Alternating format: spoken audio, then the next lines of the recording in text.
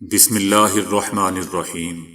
السلام علیکم دوستو، دنیا بھر کی بریکنگ اور سلیکٹڈ نیوز میں آج آپ سنیں گے، لیکن اس سے پہلے اگر ہو سکے تو لائک اور سبسکرائب کا بٹن ضرور دبا لیں، شکریہ۔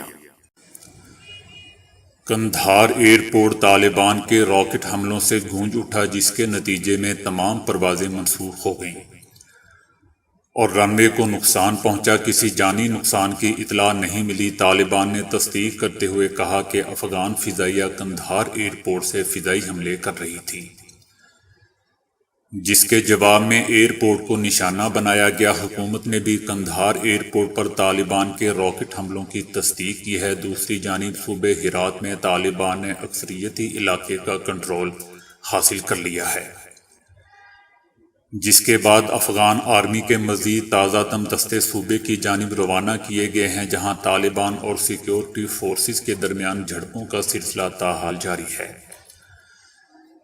یاد رہے دوستو کہ افغانستان سے غیر ملکی اہلکاروں کے انخلاء کا عمل تیزی سے جاری ہے، تاہم اسی دوران طالبان نے اہم سرحدوں اور 95% علاقے کا کنٹرول حاصل کر لیا ہے۔ ایران کے سپریم لیڈر آیت اللہ علی خامنائی نے ویانا میں ایران کے جوہری پروگرام اور علاقائی اثر و رسوخ کے حوالے سے ہونے والے مذاکرات میں تعطل کی وجہ امریکہ کی ضد قرار دیا ہے۔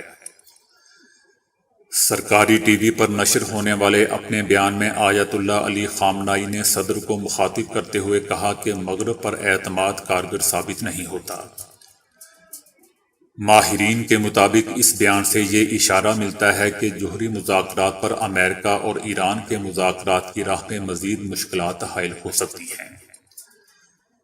صدر رئیسی اگرچہ کہہ چکے ہیں کہ وہ اس معاہدے کی طرف لوٹنا چاہتے ہیں، جس کے تحت ایران کو معاشی پابندیوں میں نرمیوں کے عوض یورینیم کی افزودگی کو محدود بنانا ہوگا۔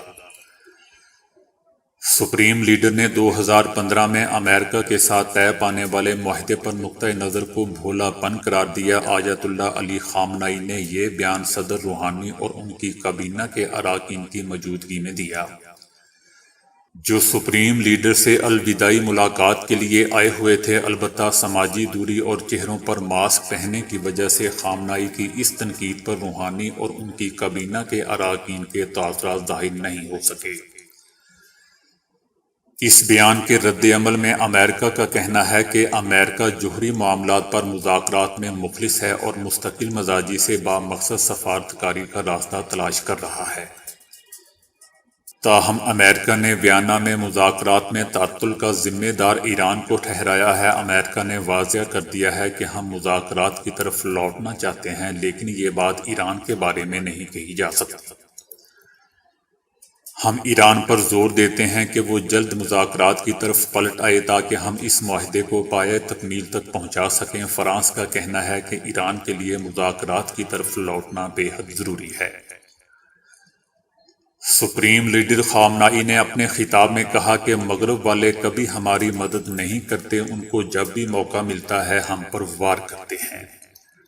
وہ ہمارے لیے مددگار نہیں بلکہ ہمارے دشمن ہیں۔ امریکہ کا کہنا ہے کہ امریکہ کو امید ہے کہ پاکستان پرامن افغانستان کے لیے اپنا کردار ادا کرتا رہے گا۔ دورہ بھارت کے موقع پر بھارتی میڈیا کو دیے گئے اپنے انٹرویو میں امریکی وزیر خارجہ اینتھونی بلنکن کا کہنا تھا کہ ہمیں یقین ہے کہ پاکستان طالبان پر اپنا اثر و رسوخ استعمال کرتے ہوئے اس بات کو یقینی بنائے گا کہ طالبان ملک پر طاقت کے ذریعے قابض نہ ہوں۔ پاکستان کا طالبان پر اثر و رسوخ ہے اور پاکستان نے اپنا کردار ادا کرنا ہے اور ہم امید کرتے ہیں کہ وہ اس کو ادا کرے گا۔ یقینی طور پر ہم گزشتہ ہفتوں میں جو کچھ بھی زمین پر دیکھ رہے ہیں وہ یہ ہے کہ طالبان افغانستان کے کئی صوبائی دارالحکومتوں کو چیلنج کرتے ہوئے ذیلی مراکز کی جانب پیش قدمی کر رہے ہیں۔ ہم ان علاقوں میں طالبان کی جانب سے کیے گئے مظالم کی ان خبروں کو بھی دیکھ رہے ہیں جو کہ گہری تشویش کا باعث ہیں، اور یقینی طور پر یہ پورے ملک کے لیے طالبان کے اچھے ارادے ظاہر نہیں کر رہے۔ امریکی وزیر خارجہ نے مزید کہا کہ چائنا کی افغانستان میں بڑھتی ہوئی دلچسپی ایک مثبت چیز ثابت ہو سکتی ہے۔ اگر چائنا افغان تنازع کے پرامن حل اور وہاں حقیقی نمائندگی والی حکومت چاہتے ہیں تو امریکہ چائنا کے کردار کا خیر مقدم کرے گا۔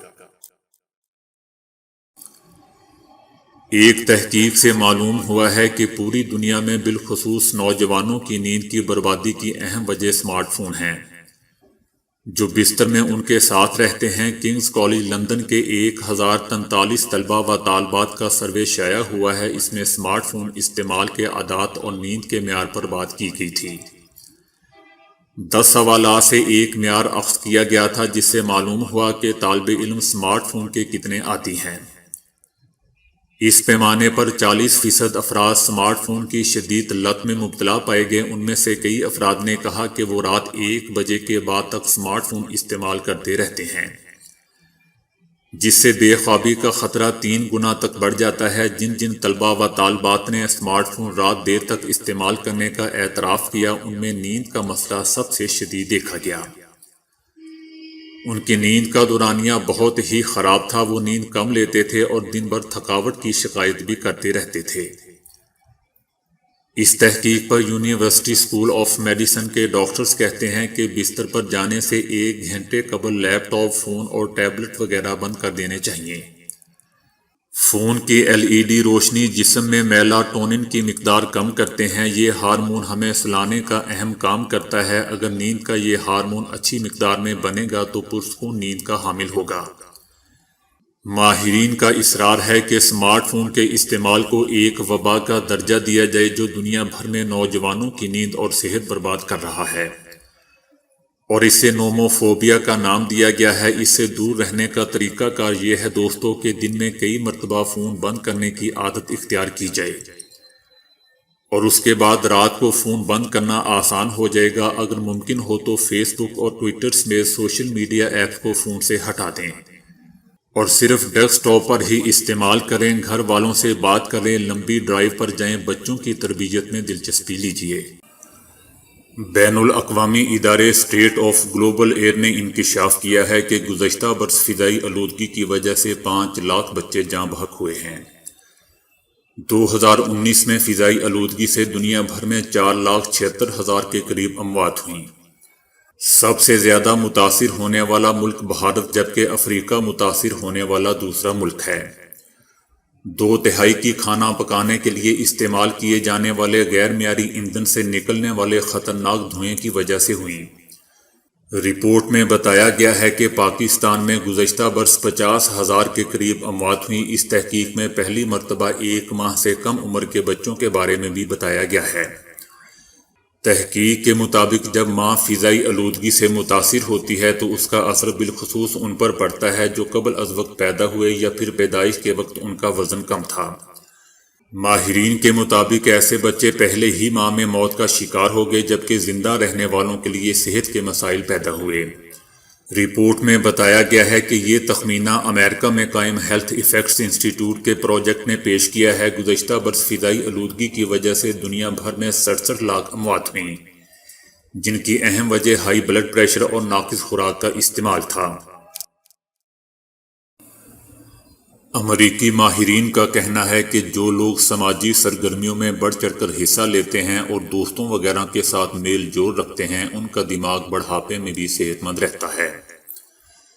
یہ تحقیق university of Pittsburgh school of public health کی قیادت میں کی گئی جس میں 300 امریکی بزرگ بطور رضاکار شریک کیے گئے۔ دماغی حصوں کو مجموعی طور پر سرمئی مادہ کہا جاتا ہے جبکہ خود سرمئی مادے میں اہم اعصابی خلیات اور دوسرا حفاظتی مواد شامل ہوتے ہیں۔ دماغی مطالعے کے بعد ماہرین کو معلوم ہوا کہ جو بزرگ ملنسار اور سماجی طور پر زیادہ سرگرم تھے ان کے دماغوں میں سرمئی مادہ بہتر تھا اور اس میں زندہ اور فعال اعصابی خلیات بھی زیادہ تھے۔